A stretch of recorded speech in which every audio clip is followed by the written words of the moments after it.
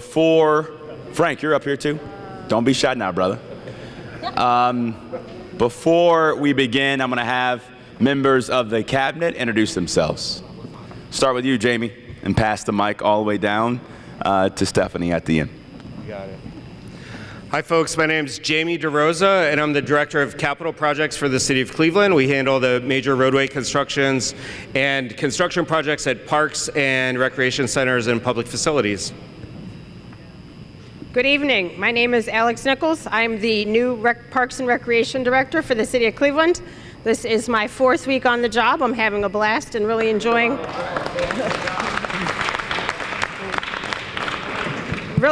getting to know people, my colleagues and the community, and I look forward to see what we can do in terms of Parks and Recreation. Thank you.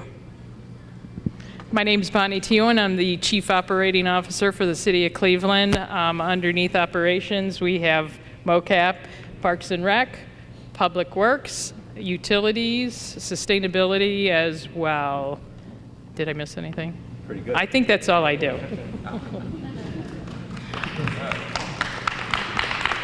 Good evening. I'm Angela Shute-Woodson. I am Senior Advisor on Community and Government Affairs, but most importantly, I'm the Executive Director of the Community Relations Board. Good evening. Wayne Drummond, Department of Public Safety, Divisions of Police, Fire, EMS, Animal Care Control. Good evening. I'm Annie Todd. I'm the Chief of Police. Good evening. I'm Frank Williams. I'm the Director of Public Works. Sally Martin O'Toole, Director of Building and Housing. Sorry. Thanks for coming out tonight. I'm Mark Griffin. I'm the Law Director and Chief Legal Counsel to the City and to the Mayor. Thanks. Hello, my name is Stephanie Warnett. I'm the Chief Innovation Technology Officer. I have IT and also 311. Good evening, Mary McNamara, Director of Aging. Let's give these amazing public servants a big round of applause. They do a whole lot of work to move our city forward. I want to get to your questions quick, but I want to make a few opening comments about some great progress we've made as an administration and as a leadership team.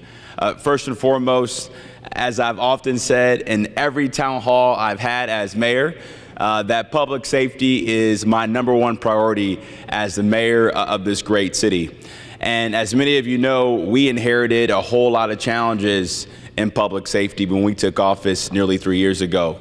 First and foremost, we were dealing with some major issues around staffing and recruitment, which led to our RISE initiative, raising investment in safety for everyone. And a few key things we focused on in that RISE initiative. First and foremost, boosting police pay by up to 25%. We also increased cadet pay for new cadets by 50%.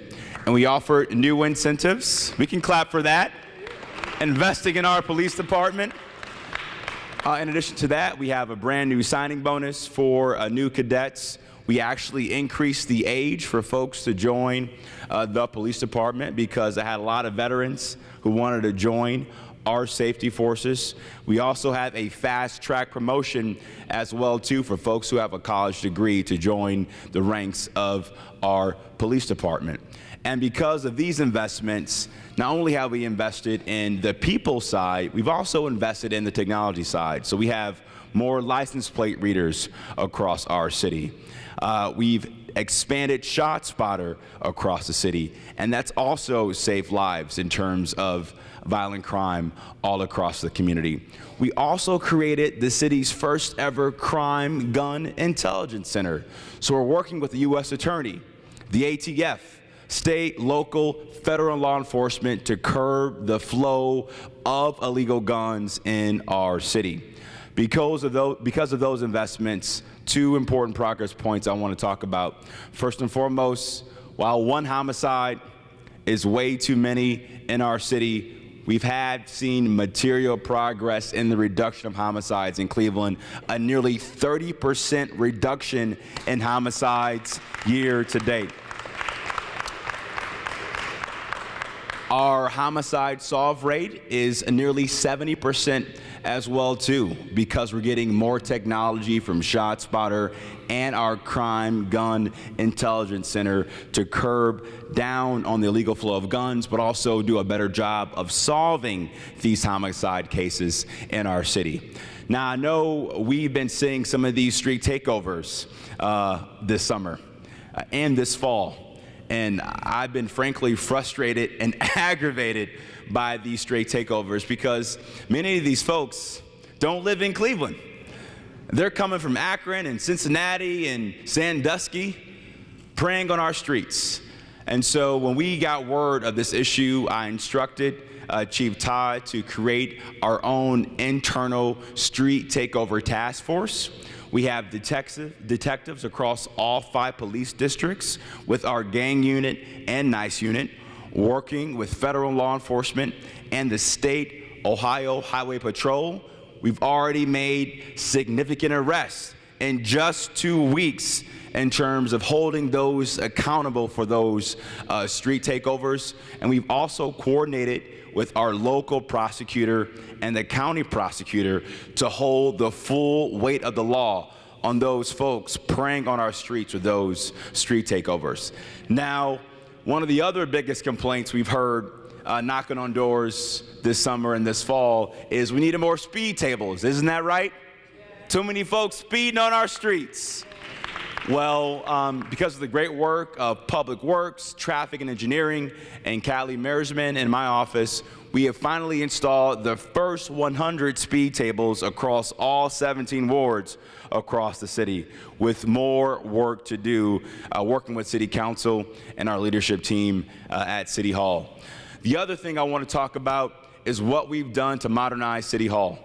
One of the biggest complaints we got in the early days of our tenure was when you called City Hall, whether it was the old mayor's action line or our old 311 system, there was no way to track that complaint, right? And now we have technology these days where you can track a package electronically. Well, I'm happy to announce that we have finally launched our brand new 311 call center, which is huge. So any resident, business owner, tourist can call 311, whether it's an illegal dumping site, a pothole, graffiti, groundhogs.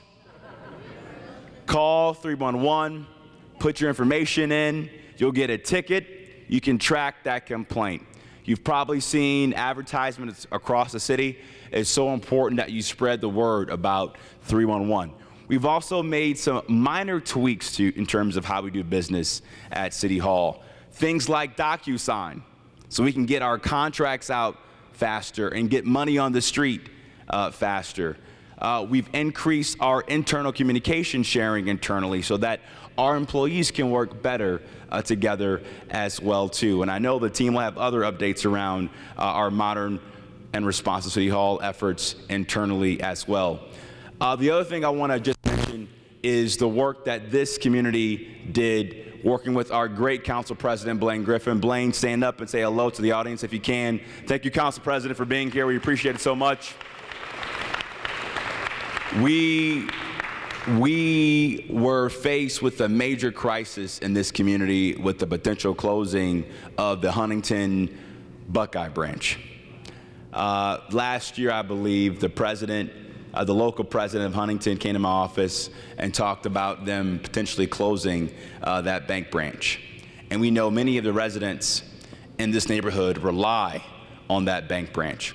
And so we work with the council president, public safety, grassroots leader like Bob Renner, who just walked in, and we rallied together on a community plan to really focus on how we keep that bank branch open.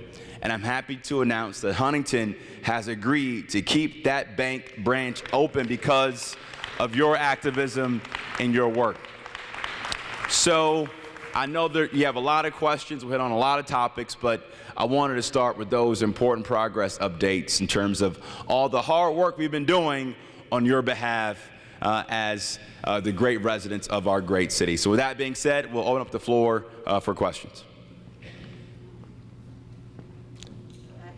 Okay, please state your name. My name is Diana. And we have a mic for you over here too, ma'am. But I'll come to you, because I work for you. Well, I had the pleasure of meeting you, sir, when you came to NCBA for our job fair. Yes. And I worked there at that time. But my question, Mayor, and this is a hard one because I'm a senior citizen. I'm 72. I live at St. Luke's Manor, where we have had 45 cars broken into. And I've called the police, Valentino's office. Okay, I've called the people who own our building. They refuse to answer the phone. We have no security. They come at will. They had 2 last week in the front, 2 in the back. One lady had her windows busted out 8 times in her car. We are seniors. We don't have the resources to come and replace this every time it comes. Now, I know that your officers have done the best they can because I've spoken to them. And I know that they're trying to help us. But we need to put a foot on the people who own that building because they're being irresponsible. They don't even want to meet with us. They're in Philadelphia. They made $114 million in profit. Okay, but you telling me that you can't put a camera out in that area for us to help us, but you went up on our rents by $150 a month for seniors, which is ridiculous. They went up on my car insurance, double. I've been in that building 11 years, and in 11 years' time, 4 of my vehicles have been damaged. What am I to do? I don't get subsidies. I retired from the insurance company. I know what insurance companies do. I'm asking for help. I'm asking for somebody in your organization to call these people, Penrose Management, and make them held accountable for what they do. That's what I'm asking. Thank you. Thank you so much. Thank you so much. I share your anger and your frustration. We've seen these rings of car thefts and carjackings all across our city, particularly with juveniles.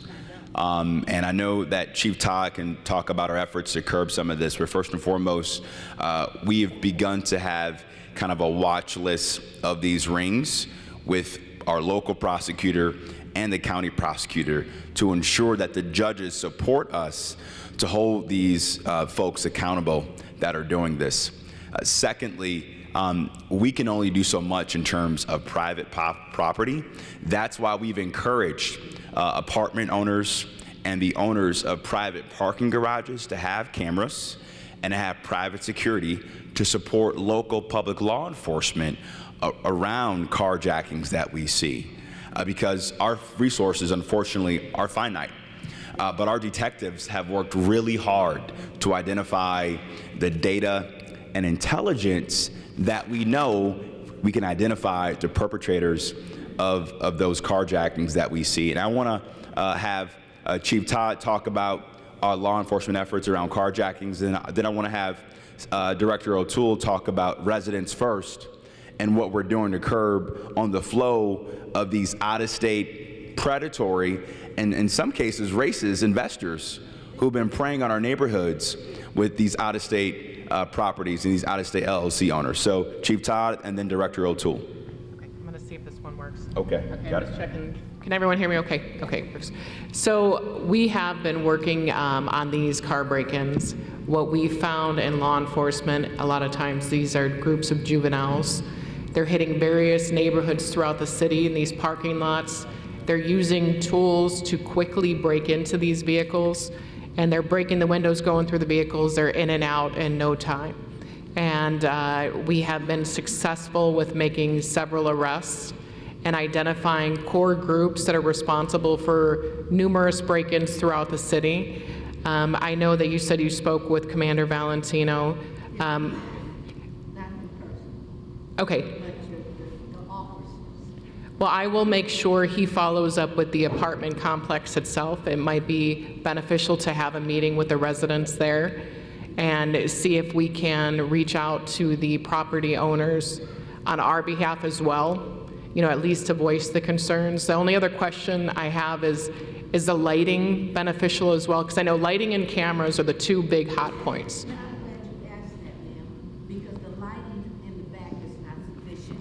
They hide in the bushes, and some of the residents in my building, we've instituted a whistle brigade, where if we see anything 1 or 2 o'clock in the morning, we blow our whistles to alert our residents that this is going on. Now, does St. Luke's Manor have private security in there? No. They don't have security. Our lighting is not sufficient.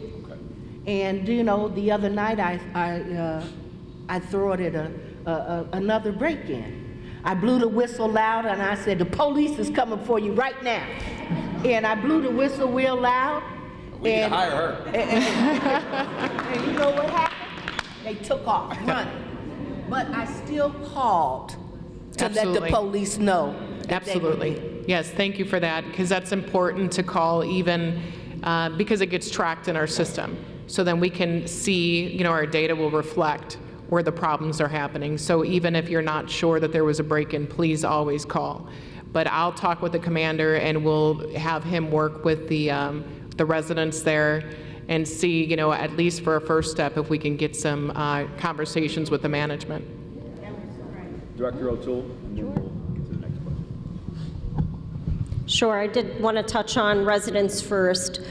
We worked about 8 months developing a package of legislative reforms for building and housing that City Council passed last February. And since then, we've been launching all of the pieces, and one of them is much more stringent requirements for landlords. They have to have a local agent in charge, and they have to submit great additional documentation than they used to have. They have to be current on their taxes. If they're paying utilities, they have to pay them current. So this is already proving to be very helpful in giving us more leverage against these out-of-state, out-of-the-country, many times, investors. So we know that at least certainly throughout the city, and on the east side in particular, we've seen a dramatic rise in business buyers of even single-family homes. We're seeing over half of them going to investors, and many of these people are from out of town. So we developed a whole series of tools to deal with it, and it's proving to work quite well. So certainly we want him to keep a secure and safe building for you all, and we will certainly check to see what we can do under the code to address some of the concerns that you have. So we'll flag it for you. Okay. Can all the residents come up to this microphone and ask your question, if you're able? Ms. Burns, I can come to you, though. Thank you. I appreciate that, Jesse. I really feel for your demise. I used to teach at your St. Luke's Manor back in the day of Go for Life class when senior games were in Cleveland. So I understand your problem. I have somewhat of a similar problem. The city of Cleveland has invested a lot of money. I don't know how many of you are familiar with the relocation of the old Woodhill Homes estates and all the things that have been going on around it. Well, I went through a lot, just to say, because that's a long story, but I am in the new townhouses now that are located on Woodland Avenue. And what I'm having is the problem that I've been at the table since the very beginning when HUD was there, advocating for the fact of it's great to have new buildings, isn't it? New place nobody's ever lived in before. But what are you putting in those buildings as far as residents are concerned? And this is where I'm at right now. I love my townhouse, but they're not concerned about who they put next door to you. I understand fully about the discriminatory housing laws. I truly do. But when you move into a new facility, and I'm a senior, and now you're fearful of your life because of what they're putting in your neighbor. We talk about diversity. Okay, now I could use some language that's not appropriate, but going from one extreme to the other, that's not so good, if you follow what I mean. It puts seniors in a very precocious space, fearful of their life, anxiety, building up. All sorts of things are starting to happen. And I'm ready to apartment that I have just moved in since June, ready to get some boxes and move right now. So I'm asking the housing people, I'm asking people who are invested, and the city is well invested in this relocation of Woodhill homes. There's got to be something to be done as far as, like, you can't really pick and choose, but it's something to be done to look at a situation and just who are you putting where. I went through this when I lived at Woodhill. You talk about diversity, hell, we had it there. It was people in the buildings paying $25. It was people paying none. It was people paying almost up to $1,000. So how can you tell me about diversity and I knew it before we even got these relocation? Who are you speaking to? I am an intelligent black woman and I can think. And I want for us, not just for me, but for every senior out here who is put in a situation like that, advocate for yourself, for your safety, for who's moving next to you, and stick together as a community and say, we are not going to have this. Thank you, Ms. Burns. Yes, ma'am.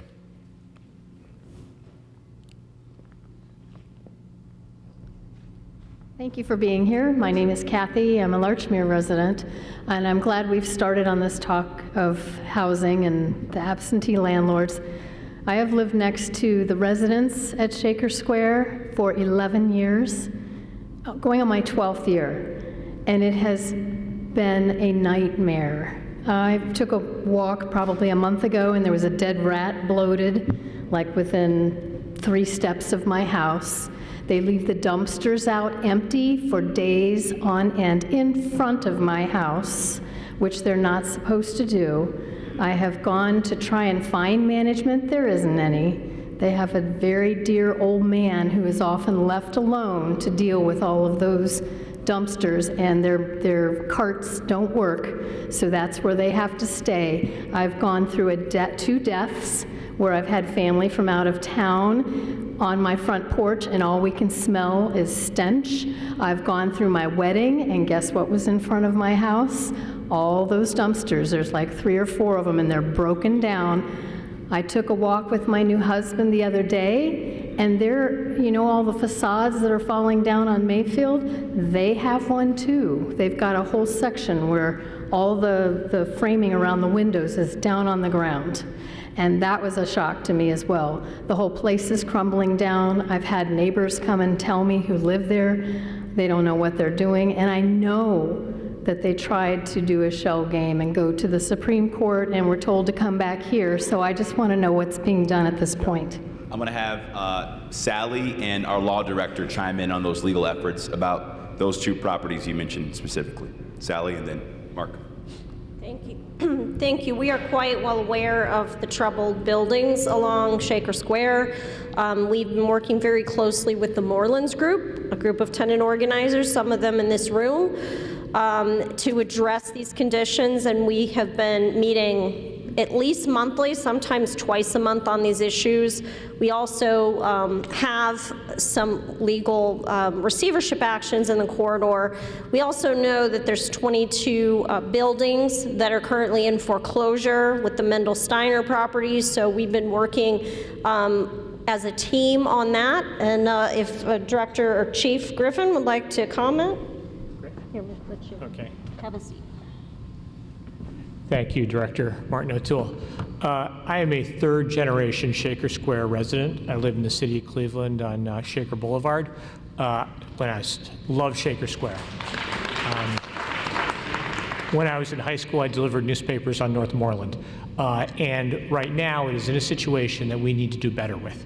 We see absolutely what has happened in the Shaker Square area, and I want to talk a little bit about residents first, because that's important legislation that Director Martin O'Toole helped pass, which allows us to have some teeth, particularly in going after out-of-state landlords. We absolutely need you, though, to report things whenever you see them, and we will go after them aggressively.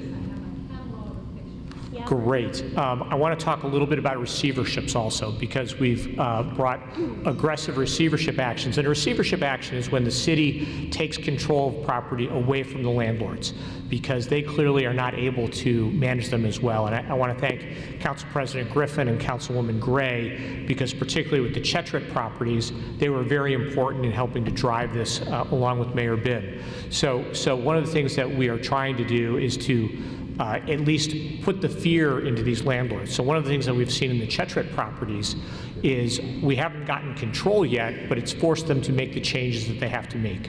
On South Moreland, we do have a receivership action that's going forward as well, and so with the residents there, we want to do that also. The key piece, and I think the important piece of the Residents First legislation, is it requires someone local to be personally responsible, because we have these LLCs that are out of state, out of country, where we can't track them down. So one of the things that this administration has done is to make sure there's someone that we can hold liable. So let's talk after this. I want to hear a little bit more about it. And we meet every single week. Every Monday, the Code Enforcement Department, we prosecute the crimes, meets with building and housing to find out what the priorities are. So if we could talk afterwards, we will make sure that you are high on our priority. And for all the residents here, if you're seeing these problematic properties, please call 311. Let us know what these properties are, because the more data we have, the better case we have to hold these folks accountable in a court of law. Okay? Next question, please. Oh, yes, please. Here. Please, go ahead. Hi, my name is Katie Capers McKinley, and I am a proud Larchmere resident. Walked over here from my house with my husband. I want to give some feedback on the impact that the canopy system has had. So briefly, we moved here for my husband to go to law school at Case Western. We were looking for something. We didn't know anything about Cleveland, but we were looking for something near Case.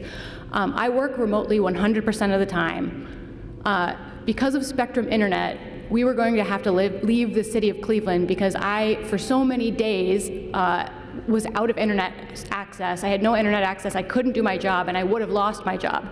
But Canopy has been transformative. And so I want to say, just from the bottom of my heart, thank you to any of the staff members who made that possible. I was able to stay in my apartment that I love with my neighbors, many of whom are here, who I really love.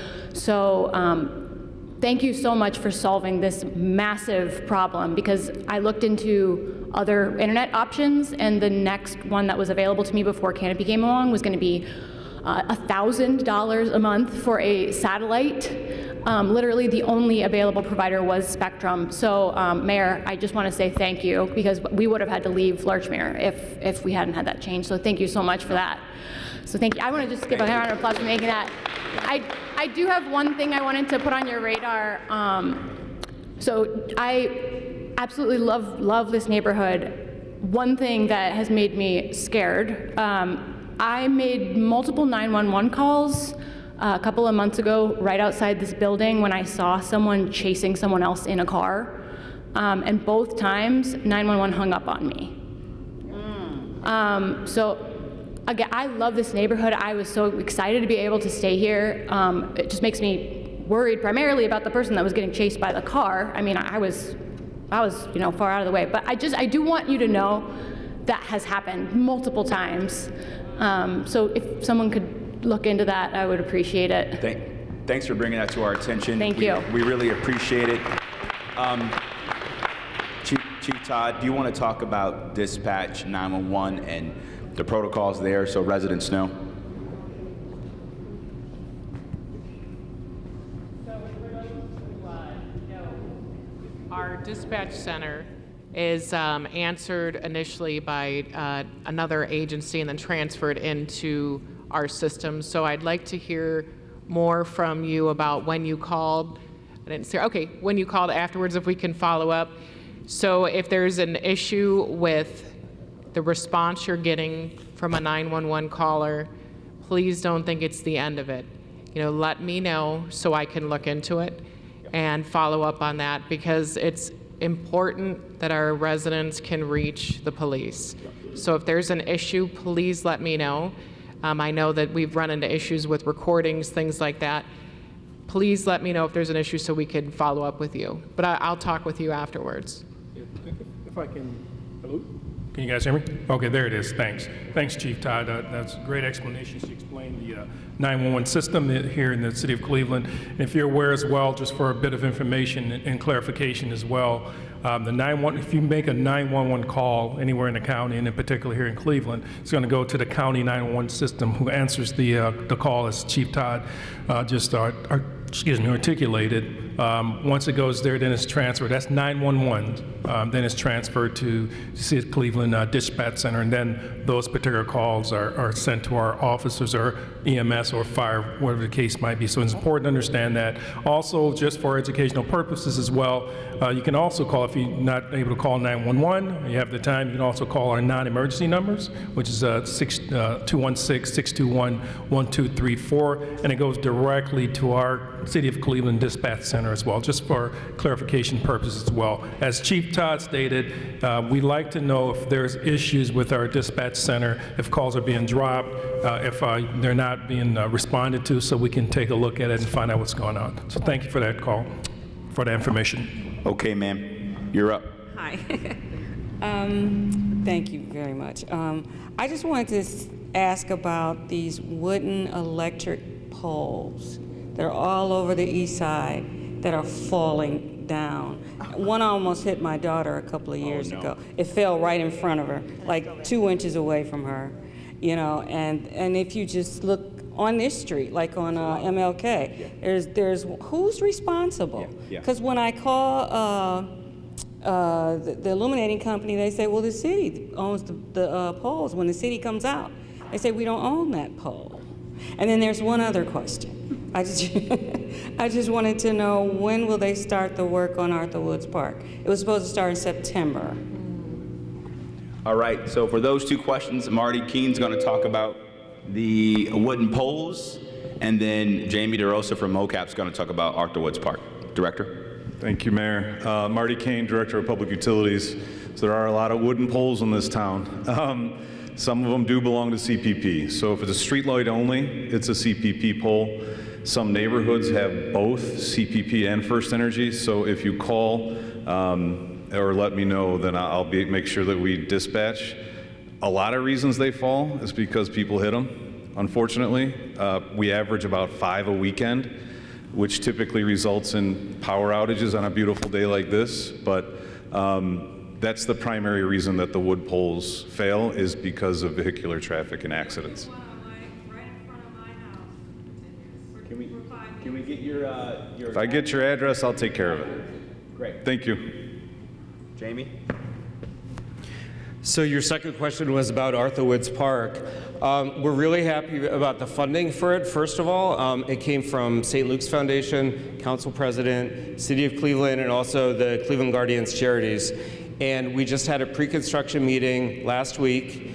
The contract is signed. The contractor will start in November. If the weather's good, you'll see activity. If not, you know, it'll have to pause over the winter, but it'll be completed in June of 2025. And just to remind everybody what the improvements are, there's going to be a splash pad, which is going to be really nice for cooling in the summertime. There's going to be a walking path with exercise equipment. Recently, we just resurfaced the basketball courts with ARPA funding. That was one of the basketball courts we were able to resurface and restripe. So we're really excited about $350,000 project for Arthur Woods, and it was spearheaded by the community and Council President and the city, and we all worked together to get it put together. Great. Okay. You're up next, sir. Yeah, this mic right here.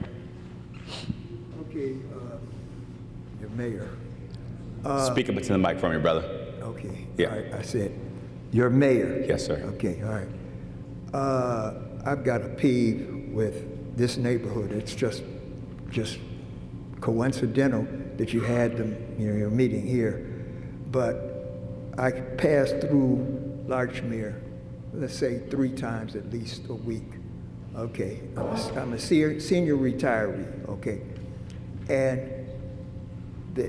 I think the traffic department has fallen short with these created park, areas. They created a cement curb and a sidewalk. Okay, now that's a 4-lane. I think 4 lanes, 2 ways, 1 way, 2 lanes, and go in another direction. And if someone goes to pass a car, you've got this concrete barrier with no reflectors on it. I think this is a serious problem. And I know there has had to have been accidents that have occurred as a result of such a narrow space and no reflectors. And just for reference, Cleveland Heights has a lot of construction going on around Lee Road. They usually put down reflective markers, so that people, and that's something that is definitely needed here, okay, on this street, Larchmere. Okay, the other thing that I had is I'm a resident at St. Luke's Manor, okay? We have a lot of people with gripes, okay? So one of the biggest problems that my concern is that we had a break-in and a computer was stolen and everybody's information was stolen. Now, because everything is so hush-hush, nobody knows exactly what to do to address this problem. Now, I'm getting emails from far-off lands. I'm saying like cryptocurrency, thank you for your purchase. Oh, wow. Yeah, and I'm just saying, and PayPal, I don't have a PayPal account. Thank you for your purchase. I'm just saying that that hasn't been addressed, and every one of the residents there can probably attribute to that. So on your second question, the law director, building and housing director, first thing tomorrow morning, we will be reaching out to the management at St. Luke's Manor and requesting a meeting to address these concerns. Right? So you got that. You got my word on that. And then to your first question, Frank's going to talk about the reflectors. Frank. Sir, thank you for your questions. Those new islands were part of the pedestrian safety improvement project, and it was led by the state. We have now been, that project has been turned over to us, and we are going to be working on things like you mentioned, the reflectors, and also the streets division is going to be making some modifications because of the pulling into Larchmere has been tough, and we've heard from many of you about that. So our streets division is going to come and do some concrete work there as well as those reflectors and things of that sort. They should be coming soon. So stay tuned. Next question. Thank you, Mayor. As a fairly long-time residents of Shaker Heights, a couple years ago we moved to on Larchmere, and we're fortunate to be thank you for coming to Cleveland. Neighbors of Blaine, and we really like it here. So one thing is a little bit different. One thing, we took a recent trip to see the kids in Portland, went to Seattle and Portland, and stopped in the car, so a number of cities in between. We were so happy to get back to Cleveland and say there's so many good things here. The cost of living, there's just, the weather seems to be getting better, unfortunately, maybe with climate change. Yeah. So we think it's a great place to live. Now, maybe it isn't for everybody, but we feel we're very lucky. But the one thing that I really wanted to say tonight is, I just want you to hear from somebody that we personally don't believe in cities and counties and governments spending tax money on sports teams. If you want your own sports team, go do it. You should go pay for it yourself. Yeah. A lot of you probably, you know better than I do, but I believe there's been a number of studies that say cities and counties do not get their money back for paying for teams to come here. So I'm happy. I hope they leave, and I'd go help them move if it was me. So I just want to tell you that we're quite happy, and we're really keeping our fingers crossed that you do something with Burke Lakefront Airport. Yes. We think if you took, sort of like Chicago or there's other cities have done it, and developed the lakefront so that the people could use it more, this city would be even more wonderful than it already is. Yeah. So Thank you. Do it. Thank you. Good luck, and thank you very much. Well, I'm happy you moved to our great city, and I know Blaine's happy that you're his neighbor as well, too. He can get all your complaints instead of me. But look, as you guys know, last Thursday, I made it known to our residents in the greater public across Cleveland and Northeast Ohio that the Browns and the Haslam's have made it their option known that they want to move from being downtown on a lakefront to Brook Park. I wish we lived in a world where we didn't have to finance these assets. But I do believe it's a competitive advantage. Having 3 Major League sports teams in the heart of downtown, they drive a tremendous amount of economic impact. They are part of the civic pride of our city. Working with the county and our team, we offered the Browns what I believe was a competitive but responsible deal to renovate the existing stadium, and that would accelerate more development in and around the lakefront. We offered the most money ever in the city's history, while also protecting the general revenue fund of the city to keep our city whole long term. Now, if they do leave, you have my word and my vow that we are going to build one of the best damn lakefronts this country has ever seen. That's the goal. And more to come soon on Burke. More to come soon. Leah. Good evening, Mayor. Ooh, sorry about that. My question is one that has to do with housing, and it hits close to home for me. So I'm a resident on 115th, married, I have 4 kids, just turned 38 on Sunday. And for folks in my age demographic particularly, who, you know, I came from Shaker, came into Cleveland, put down roots here, want to stay in Buckeye-Wood Hill a long time. But there's not a lot of opportunities for home ownership for single-family homes and for folks that have kids that want to stay in the city. Yeah. Most of my friends, when they have kids, they move out of the city. So I would love to see or hear what your plans are, particularly whether that's through the Housing Investment Fund or some other things that are actually going to create a movement of families, young families, back into the city to stay. Yeah, thank you so much for that question, Leah. And I want to chime in, and I also want to have Tom McNair join me up here on stage, who runs economic development on behalf of the city of Cleveland. Look, you're absolutely right. Not only are we trying to make sure that we are an age-friendly city where our seniors can retire and live with dignity and stay in the city of Cleveland, we have to be a more attractive city for the next generation of residents, especially millennials who want to buy a home right now. We are trying to do a couple things to address that. Number one, working with City Council, we passed a legislation to create a brand new housing investment fund with Key Bank and a national nonprofit called LISC. The goal is to raise $100 million in this housing fund to bring online nearly 3,000 more units of affordable and workforce housing in the urban core of the city, largely focused on the east side. Secondly, the council president and I have been meeting with all of our banking partners over the last several months because, quite frankly, they need to do more than their fair share to address some of the lending gaps that we see. And what the data tells us is we have a lot of bankable residents in our city, but those banks aren't getting access to those customers. So next week, I'll be signing 2 MOUs with 2 large banks, hopefully for us to really address some of these lending gaps that we see. And it'll be the first time the city of Cleveland has entered into an MOU with large banking partners in over a decade.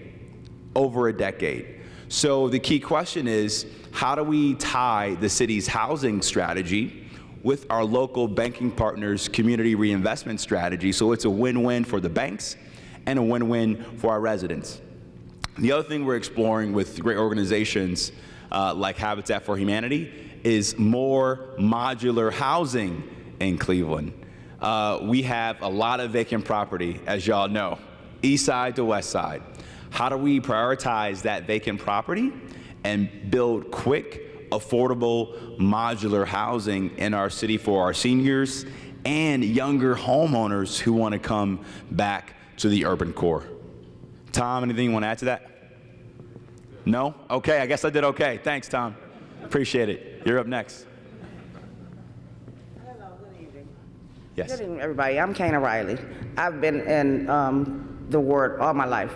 I grew up on Hoda Avenue around the corner. It's currently named after my grandmother, Alma Cooper. So I just want to piggyback on everything that everybody has said tonight about what's going on in the community as far as the curbs and even Opportunity Corridor. Like there's not enough light. We've had more and more accidents, more deaths, more traffic accidents. I recently came back into the community and bought some property on East 83rd Street. So I have 3 houses on East 83rd Street, and it's like it's an Opportunity Express extension. Yeah. They go 50 miles an hour, 60 miles an hour. Yeah. I mean, they're taking over vacant properties, vacant lots. I hear what you're saying about modular housing in the future. I'm trying to figure out what we're doing because we have more vacant houses and vacant lots than we've ever had before. Things are going up, but we've torn down more than one housing project in the city in one summer. So people are everywhere. It's a bad thing for the homeowners. My sister recently moved back to the community, and she has Airbnbs here up on Larchmere, 122nd Street, and she's losing customers because her whole community has been taken over by people who are renters that are moving in 10 other people. There's nowhere to park. It's getting worse and worse. They're turning the empty fields that Blaine was unwilling to sell to the people or give to the people because you took that program away. The adjacent field program, you put parks and other things, but now they're using them as dumping lots. In one summer, like my street is unbelievable, and it's happening in every community. Over here, and I've been here my whole life, so I hear what we're talking about, plans for the future and modular housing, but we have so many dishoused people, and they're disassociated. We have so many homeless families. They're spending all this money to get rid of Tent City downtown, but we're getting put out because nobody wants to rent from us, and our property values are going down, and the people who have businesses, Airbnbs, and run their businesses in the community, we're taking a hit. Yeah. Well, let me tell you what we're doing now. Right Not now. only in That's the what future. I want to know. Like right now, how are you going to help I us? think first. Because I need some speed bumps on East 83rd between Woodland and Quincy. I need speed bumps. Okay. You got a jail over there that y'all built. Gotcha. We got a welfare building down the street. We got a school right here and a rec center. Let me and answer your it question. is complete chaos. Nobody is seeing that. Let me answer your question. Because I need to know what we're going to do about that. Like let me answer your question. Let me answer your question. So one of the things that we did 2 years ago, Director Martin O'Toole, if I'm wrong, was we did a door-to-door property survey analyzing all the vacant property, all the vacant lots we have in the city of Cleveland. That informed our new $50 million site fund that we established several years ago. We've identified 1,000 acres of vacant land. We've already begun to acquire that land, and we're trying to, the city on behalf of a new nonprofit called, you gonna let me answer or you gonna talk? And the goal of this site fund is to bring companies back to the city so that people can work in our community in the urban core, which will help increase property values. The second thing I want to mention is we are working with our entire integrated development cluster on easier ways for residents to acquire vacant property. If you've been cutting this lot for 10 years, it shouldn't be a whole lot of red tape for you to have access to that property. It's got to be easier for our residents to do that. And we're working around the clock with City Council. I understand that. That's why we understand it's an issue we have to address. And then I also want to have Bonnie talk about what we're doing with Opportunity Corridor. Now, Opportunity Corridor, well, we will get that address and work as quickly as we can to get you a speed bump on 83rd and Quincy. But I want Bonnie to talk about what we're trying to do with the state in terms of Opportunity Corridor. Bonnie? Thank you. Yep. Thank you. Opportunity Corridor has been under the jurisdiction of ODOT from the original construction. They've spent the past probably year and a half trying to final out the job. We're holding them responsible. I myself walked the complete site with ODOT, looking at all the deficiencies that were there, ensuring that grass was being mowed appropriately. They were relying on the contractor that actually constructed the roadway to perform the maintenance. All the trees that were hit, the poles that were knocked down, we're not taking ownership of that project. We're not taking ownership of that project until all those items are done. So we're working closely with ODOT. We're hoping in the next several months that all those items will be taken care of and it will become our maintenance. Once it becomes our maintenance, then actually, it's the Parks Department. It's this new employee right here that will be responsible for maintaining the trees and the road and the grass and that. Thank you so much for the question. Next question. We're working on that. Thank you so much for your question. I appreciate you. Thank you. All right. How everybody doing? How you doing, Mayor? How you doing, brother? I'm good. I really don't have a question. I just wanted to try to give some insight to the community about what the city is doing to curb the violence. My name is Kareem Smith, and I run the Safety Unit. It's a violence prevention and intervention organization that work in the community. Because of the mayor's neighborhood safety fund, we are able to provide violence prevention and intervention programming to multiple schools in the district, including Jameson, A.J. Rickoff, Citizens Academy, and East Tech, where I do safe passages work at every day. It was just a shooting up there today involving some students, and it's really needed the work that we do. I heard some people come up and speak about the random violence and crime in their communities and the response time from the police department and stuff, and I want to let y'all know my organizations and other organizations like mine that's provided funds from the Neighborhood Safety Fund, like Civilians Against Violence and New Era, we are able to provide community engagement and like neighborhood watch type community patrols to help y'all and be like extra eyes and ears and an extension for law enforcement. So, in that type of situation where somebody's getting chased by a car, it can be some guys around to catch the license plates or kind of help you figure that out. Just get in contact with us. We on social media. My organization is called the Safety Unit. We on all social media platforms, or just get in contact with the mayor's office and they get with us. But we here to provide our services due to the Neighborhood Safety Fund. I just want to give this guy a round of applause. Give him a big round of applause. As we often say, public safety is a group project. I'm gonna say it again. Public safety is a group project. We can't do it alone. The safety director can't do it alone. The chief can't do it alone. The commander can't do it alone. We all have a role to play to keep our community safe.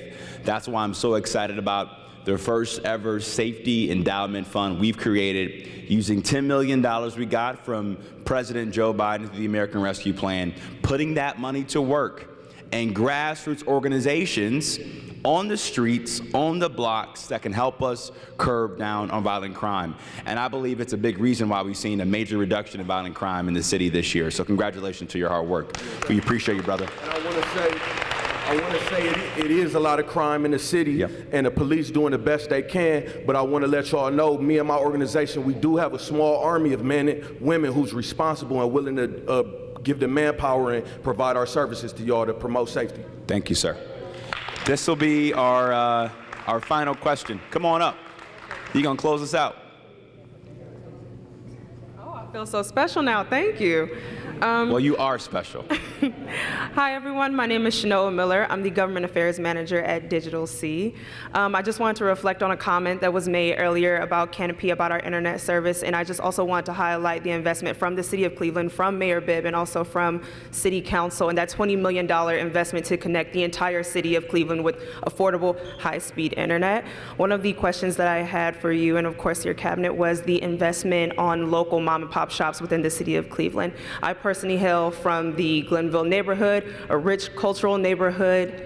Oh, Keep going. A rich cultural neighborhood that has a lot of mom and pop shops. And so one of the things that we pride ourselves on at Digital C at Midtown Tech Hive is that we work with entrepreneurs within the community. So I wanted to know more about the City of Cleveland's initiatives on working with those legacy shops within the City of Cleveland. So Great. Thank you so much. Well, thank you for your work at Digital C. We appreciate it so much.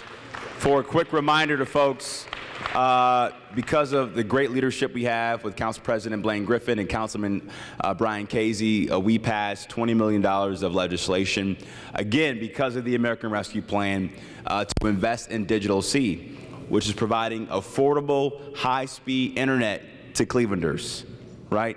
Because in many parts of our city, they were digitally redlined. And nobody should be going to McDonald's parking lot using Wi-Fi to do their homework, right? That is not how we should be doing business in our city. So thank you for Digital C for your partnership. I really appreciate it. As we know, small and medium-sized businesses are the backbone of our economy, and I want Tom to talk about what we're doing to support small businesses in our city. Tom? Thank you, Mayor. Tom McNair, Director of Economic Development for the City of Cleveland. I genuinely appreciate that question. So before I joined the administration, I spent the previous 14 years working in Ohio City for the Community Development Corporation there, and actually started in this work doing economic development work at the neighborhood level. So trust me when I say that I care deeply about the small businesses that make up our community, and I agree with the mayor that they are the backbone of the City of Cleveland. It might come as a surprise to some folks, but Department of Economic Development, about 70% of the deals that come through our office are actually small businesses in the City of Cleveland. So we do a lot to support those programs. Our businesses, we have a great program called the Neighborhood Retail Assistance Program that offers low interest loans of up to $50,000 for small businesses. And we still have to underwrite those, but again, I think that we have a goal of helping people get up and started. We also recently just started, we restructured our department, and we now have what we're calling neighborhood investment managers, right, which is taking the Department of Economic Development out to the neighborhood level. So we share the same regions in the city as our neighborhood planners, but again, those are designed to be out working with CDCs, getting to know small businesses, and really helping to revitalize the commercial corridors that make up our neighborhood. And very excited as a proud Ward 4 resident, also just on the other side of here in between Wards 6 and 4, the Buckeye Road Commercial Corridor. We just worked to pass legislation that is going to invest $3.9 million right around that Huntington Bank branch to help bring back several of the buildings that are along Buckeye there, including many of the storefronts. So again, small businesses are critically important to us and to the administration. Thanks, Tom. We appreciate it.